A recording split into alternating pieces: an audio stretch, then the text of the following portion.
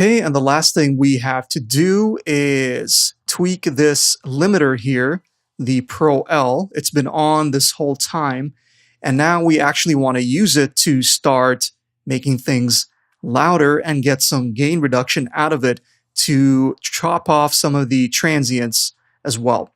So just like with all of their other plugins, it's extremely flexible. There are 4 different styles.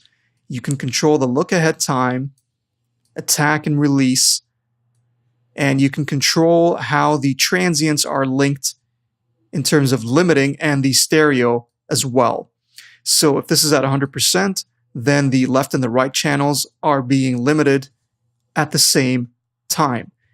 And the same goes with the transients.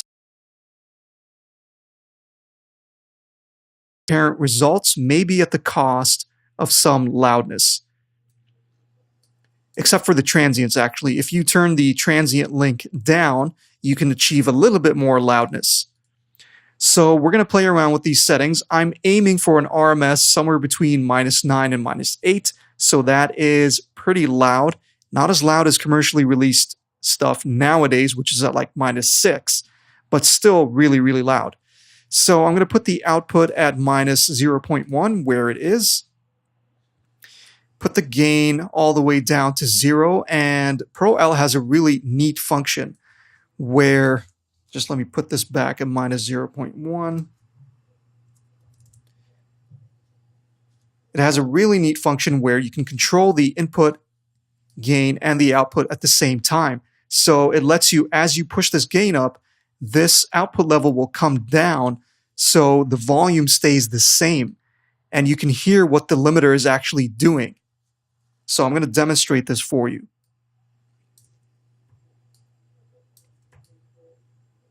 And the way you do it is you press on a Mac. If you're on a Mac, you press Option and you click on the gain here, and you can see the output knob turn as you're turning this up. So very, very useful. If you're on a PC, then that is the Alt button on your keyboard. So press Alt or Option, turn this up, and this will let you hear at the same level what the limiter is doing. If you go too far, you're going to start hearing your song getting crushed, and then you just back off a little bit. So let's go to the loudest section in the song and do exactly that.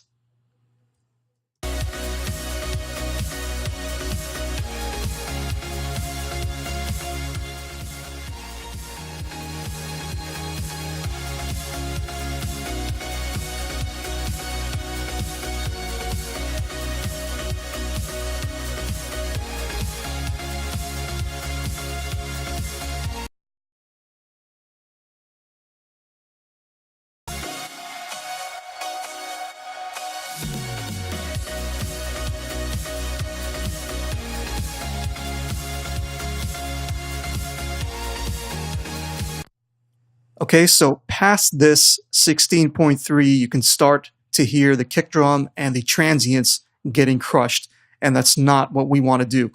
All right, so now that we've set the gain, we can start playing with the different styles, the look ahead time.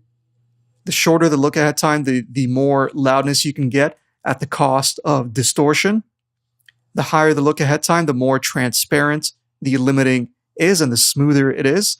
Same thing with the attack. If you put a really fast attack, it'll kill the transients and the punch of your song. Too high and you won't get enough loudness. Same thing with the release. A snappy release will give you more loudness. A slower release will give you a more transparent limiting. And like I said, when you unlink the transients, you'll get a more transparent results. And we can play around with the release as well. For now, let's first pick the style. I'm going to go a little bit extreme with the limiter so I can just hear what these different styles sound like, and so I can actually set these settings.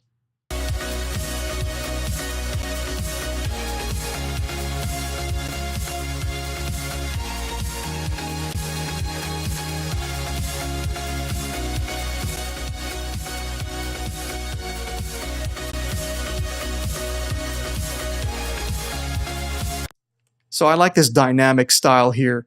It's kind of a balance between the pumping, and it preserves the transients a little bit, and it's not as dark as the punchy and the all-round. I like this dynamic setting. Let's play around with the look-ahead time.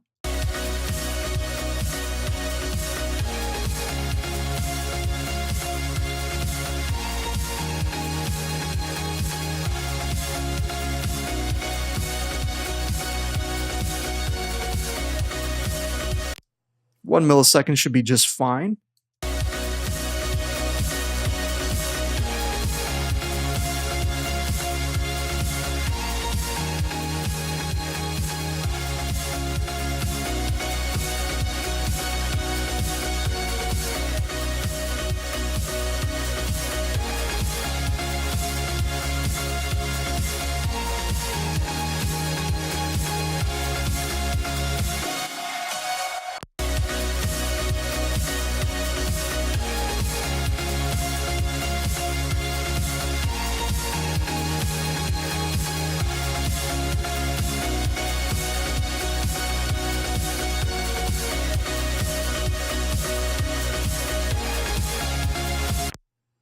Okay, so I like these settings here. Look ahead time 1 millisecond, attack 30 milliseconds, release 45 milliseconds, transient link at 30%, stereo link at 40%, and this just opens up.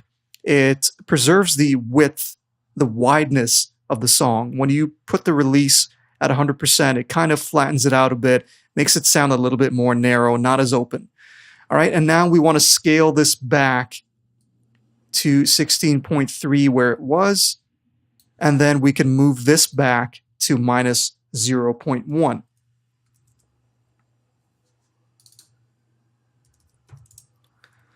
And there we go. Here you have oversampling, and I'm going to turn it on, 4 times oversampling.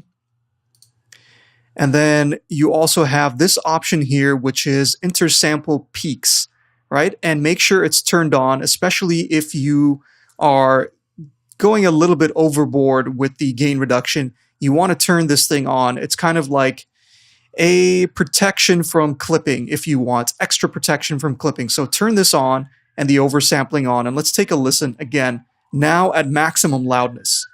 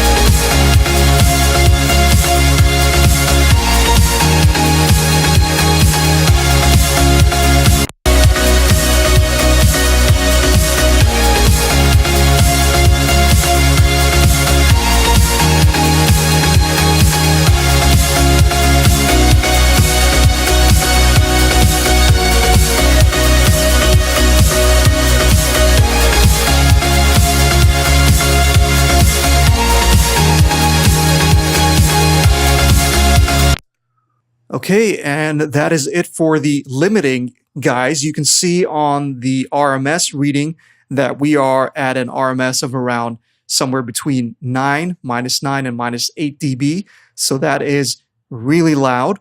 And we've tweaked all the settings here to get the most punch and the most power out of the song. I've also increased the gain just a little bit to get it up to -9 or -8 dB.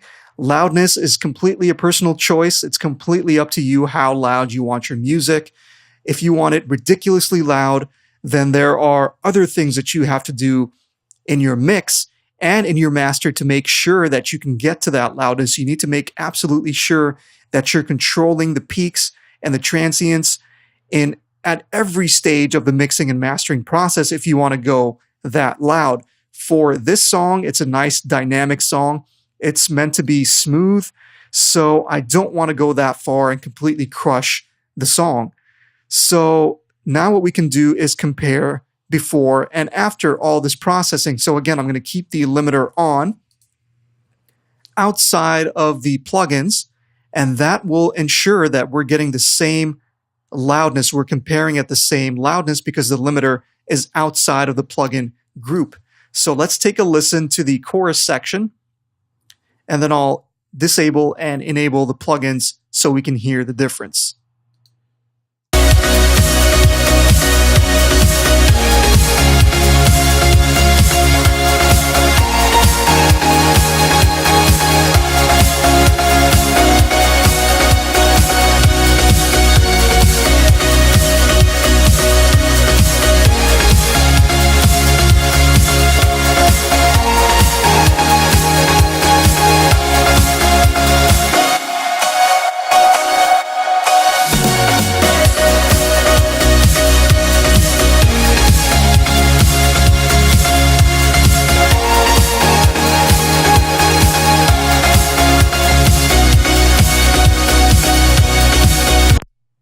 So you can hear the track is a lot more balanced. It's a lot more focused. The frequencies don't mask each other as much as they were before. The high mids are not as overpowering as they were before. So I think it sounds a lot better with all the processing on. Of course, you can tweak this master, for months and months if you wanted to.